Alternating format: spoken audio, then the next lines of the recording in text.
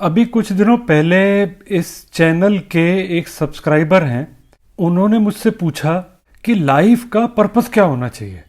वो अपने विषय के अंदर ही पूछ रहे थे कि उनके हिसाब से किसी की भी लाइफ का पर्पस होना क्या चाहिए। तो मैंने उनको बोला कि मेरा मानना है कि लाइफ की जर्नी में एक बेहतर इंसान बनने की लगातार कोशिश एक ऐसी इकलौती चीज है जो हर किसी का पर्पस होना चाहिए मेरे हिसाब से।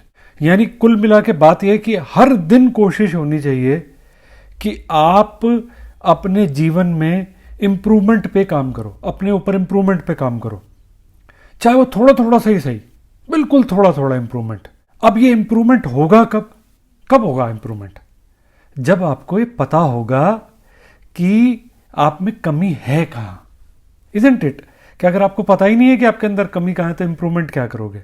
इम्प्रूवमेंट दरअसल पर्सनैलिटी के किस हिस्से में करना है ये पता होना चाहिए ना। जो आज का कबीर का दोहा है कि ये जो इम्प्रूवमेंट का एरिया है ये किस तरह से ढूंढा जाए, इसी पे आधारित है। अब जो मैं ये कबीर के दोहे शेयर कर रहा हूँ इसके पीछे आइडिया क्या है, तो उसको एक बार फिर से रिपीट कर देता हूँ कि कबीर के जो दोहे हैं ना, ये मैं ही नहीं बोलूँगा, मेरे हिसाब से सारी दुनिया मानती है कि वो एक किस्म से टाइमलेस विजडम है, बहुत ही जानदार ज्ञान है। सैकड़ों साल पहले कहे गए पर आज भी उतने ही रेलेवेंट हैं जितने उस वक्त पे रेलेवेंट रहे होंगे उस काल में। तो इस पॉडकास्ट सीरीज में मेरी कोशिश ये है कि दोहों की व्याख्या इस तरह से की जाए कि जिससे आज का जो यूथ है वो उसके मैसेज से रिलेट कर सके, उससे कुछ इंस्पिरेशन ले सके कि जीवन को खूबसूरत ढंग से, सफल ढंग से, बेहतर ढंग से कैसे जिया जाए। अब जो आज का दोहा है वो कुछ इस तरह से: निंदक निहरे राखिए, आंगन कुटी छवाए। निंदक निहरे राखिए, आंगन कुटी छवाए। बिन पानी साबुन बिना, निर्मल करे सुभाए। कबीरा निर्मल करे सुभाए। यानी ऐसे व्यक्ति जो आपके बिल्कुल नजदीक के सर्कल में होना चाहिए, कोई ऐसा व्यक्ति जो आपको आपकी कमी बता सके, जिसके बिना, मतलब जिसका मतलब ये है कि जैसे नहाने के लिए पानी और साबुन की जरूरत पड़ती है, ये पानी और साबुन की जरूरत भी नहीं पड़ेगी, लेकिन उसकी कमी बताने से आपके स्वभाव में बिना पानी और साबुन का इस्तेमाल किए इंप्रूवमेंट हो सकता है। सीधा सीधी व्याख्या ये ना। अब सवाल ये है कि भला ये निंदक होता क्या है? निंदक वही होता है ना, सीधी भाषा में देखो, साधारण भाषा में, लेमैन की भाषा में देखो तो जो आपकी निंदा करे, जो आप में कमियां निकाले। अगर इसका मीनिंग आप ये निकाल रहे हो और ये समझ रहे हो तो आप इस दोहे को ढंग से नहीं समझ पाओगे। इसको हमें थोड़ा सा गहराई में जाना पड़ेगा। इस दोहे को सही तरीके से समझने के लिए हमें निंदक को ढंग से समझना होगा। उसको समझने के लिए हमें पहले ये समझना होगा कि क्रिटिसिज्म और कंस्ट्रक्टिव क्रिटिसिज्म के बीच का डिफरेंस क्या होता है, ये समझने की कोशिश करनी पड़ेगी। जो लोग भी इस चैनल को फॉलो करते हैं वो ये जानते हैं कि मैं ना डेल कार्नेगी का बहुत बड़ा फैन हूँ। डेल कार्नेगी वेस्ट का एक बहुत बड़ा ऑथर हुआ। उसकी आज तक सबसे ज़्यादा बिकने वाली किताब जो है बाइबल के बाद पूरी दुनिया में उसी की है, 1937 में लिखी हुई, how to win friends and influence people. और वो मेरा फेवरेट ऑथर है। और डेल कार्नेगी की book how to win friends and influence people मेरी फेवरेट बुक है।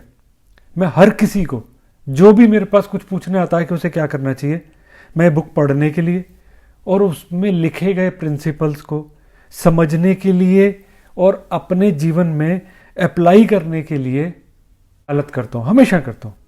पता है कि वो जो इतनी पॉपुलर, इतनी इफेक्टिव, इतनी शानदार जो बुक है के अंदर जिस प्रिंसिपल को सबसे पहला नंबर देता है कि ये प्रिंसिपल के ऊपर आपको काम करना चाहिए, और प्रिंसिपल नंबर 1 जो है वो है डोंट क्रिटिसाइज, कॉन्डेम एंड कंप्लेन। क्या मतलब होता है इसका? यानी किसी भी सूरत में भी किसी को निंदा मत करो, बुराई मत करो, शिकायत मत करो। एक कितनी भी कमी आपको आसपास के लोगों के अंदर दिखे, चाहे कितनी बड़ी बड़ी भयंकर कमी दिखे, क्योंकि एक अपने दिल से पूछ लेना कि कोई भी आदमी अपने आप को गलत नहीं मानता, चाहे उसके अंदर उसको पता हो, लेकिन अगर उसको पॉइंट आउट की जाएगी, अगर आप उसकी गलती उसके मुंह पे उसको निकालोगे, तो बजाय उसको सुधारने के, सुधरेगी तो नहीं शायद, लेकिन एक बात तय है कि आपका और उस व्यक्ति का रिश्ता जरूर बिगड़ जाएगा, खटास तो आई जाएगी उसमें। और इस बात को बहुत ही डिटेल के अंदर एक दूसरे पॉडकास्ट में डाला हुआ है, तो इसलिए मैं रिपीट नहीं करूंगा। जो पॉडकास्ट का जो इसी चैनल के अंदर है, उस पर्टिकुलर टॉपिक के ऊपर जो मैंने बोला है, उसका लिंक मैं नीचे डिस्क्रिप्शन बॉक्स के अंदर डाल दूंगा। आप चाहे तो सुन सकते हैं, और अगर आपको ना मिले तो आप कमेंट बॉक्स के अंदर कमेंट लिख दो, मैं उसका लिंक जो है वो आपको डायरेक्ट भेज दूंगा। अब फिर से सवाल ये है कि क्या कबीर ने जो कहा कि निंदक निहारे राखिए, और जो डेल कार्नेगी ने कहा कि कभी किसी की निंदा मत करो, तो इसमें कोई आपस में एक दूसरे के अंदर कॉन्ट्राडिक्शन है? लगती तो दोनों बातें विपरीत है ना, कि दोनों बातें एक दूसरे के बिल्कुल अपोजिट बातें कर रहे हैं। बट आंसर इज नो, क्योंकि अगर आप डेल कार्नेगी को पढ़ोगे तो later on in the same book how to win friends and influence people में, जहां क्रिटिसिज्म करने के लिए उसने मना किया है, ये आगे के चैप्टर में कंस्ट्रक्टिव क्रिटिसिज्म करने की उसने भरपूर वकालत की है, भरपूर। अब क्या फर्क होता है क्रिटिसिज्म में और कंस्ट्रक्टिव क्रिटिसिज्म में? अगर किसी ने आपसे कोई सलाह नहीं मांगी, अपने आसपास के मित्रों के बारे में सोचो, या कोई भाई बंधु के बारे में सोचो, कि उसने आपसे कोई सलाह नहीं मांगी, आपको उसमें कोई प्रॉब्लम नजर आई, वीकनेस नजर आई, और आप बिना मांगे, उसने कोई सलाह नहीं मांगी, बिना मांगे आपने उसे कोई सलाह दे दी, इसे बोलते हैं क्रिटिसिज्म। अनसॉलिसिटेड एडवाइस जो होती है, that is always treated as, और ऑलवेज इज क्रिटिसिज्म।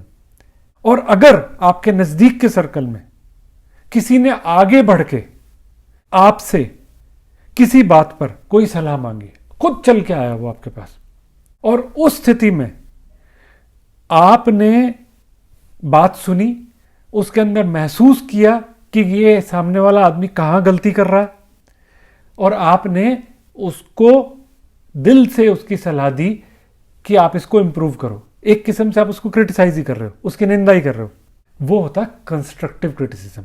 वो कभी बुरा नहीं लगता। जो आया है वो बल्कि सिर झुका के जाएगा, ही फील्स थैंकफुल। सो फर्क क्या हो गया? फर्क ये हो गया कि बिना मांगे सलाह नहीं देनी, और अगर कोई आगे सलाह मांगे तो देनी है। जैसे कोच होता है ना, अगर आप देखो कि किसी स्पोर्ट्स में देख लो, जब वो एक ट्रेनिंग देता है तो उसका काम क्या होता है? उसका काम ही यही होता है कि जिसको ट्रेनिंग दे रहा है उसके अंदर से कमी निकाले। कोई क्रिकेट खेल रहा है, बैटिंग कर रहा है या बॉलिंग कर रहा है, तो बॉलिंग करते वक्त वो उसको आएगा, सलाह देगा, बोलेगा कि एक्शन ऐसा लो, ऑफ स्टंप पे बॉल करो, इसको शॉर्ट पिच मत डालो, दाएं डालो, बाएं डालो, तो इस किस्म की सलाह देगा। वो एक किस्म से आपकी कमी पॉइंट आउट कर रहा है और आपको हेल्प कर रहा है उसको इंप्रूव करने में, बेहतर बनाने में आपको हेल्प कर रहा है। तो कबीर दरअसल जिस निंदक की बात कर रहे हैं वो ऐसे किसी कोच की तरह ही बात कर रहे हैं, किसी कोच जैसी ही बात कर रहे हैं। आज की भाषा में अगर कबीर ने भी बोला होता तो उन्होंने निंदक को कोच या मेंटोर बोलेंगे। अगर हम इसको कोच या मेंटोर बोलेंगे तो ये ज्यादा अच्छे से समझ में आएगा कि ऐसे व्यक्ति की बात हो रही है जिससे आप सलाह लेने गए, कि जिसके प्रति आपके मन में, दिल के अंदर आप उसके प्रति आदर है, आपको उस पर भरोसा है कि अगर कोई कमी बता भी रहा है तो उसकी इंटेंशन आपको नीचा दिखाने की नहीं है, बल्कि आपको बेहतर बनाने की है। जिस भी एरिया ऑफ लाइफ जहां पे भी आपको ये महसूस हो कि आपको इंप्रूवमेंट की जरूरत है, जहां से हम शुरू हुए थे इस दोहे के, उससे कबीर के अनुसार आपको ऐसे व्यक्ति के संपर्क में आके और उसको अपने नज़दीक वाले सर्कल के अंदर रखना चाहिए, और वो आपको उस पर्टिकुलर कमी को इम्प्रूव करने में आपकी हेल्प कर सकता है। क्योंकि अगर आपको जीवन में आगे बढ़ना है, अगर आपको सफल होना है, तो एक बात तय है कि आपको टाइम टू टाइम मार्गदर्शक और मेंटर्स और कोच की ज़रूरत पड़ती रहेगी। उसकी मदद से आपके जो जीवन का जो सफलता का जो रास्ता है वो आसान हो जाता है। बस आज इतना ही। अगले हफ्ते एक और नए कबीर के दोहे की व्याख्या के साथ फिर से हाजिर होंगे। Bye for now.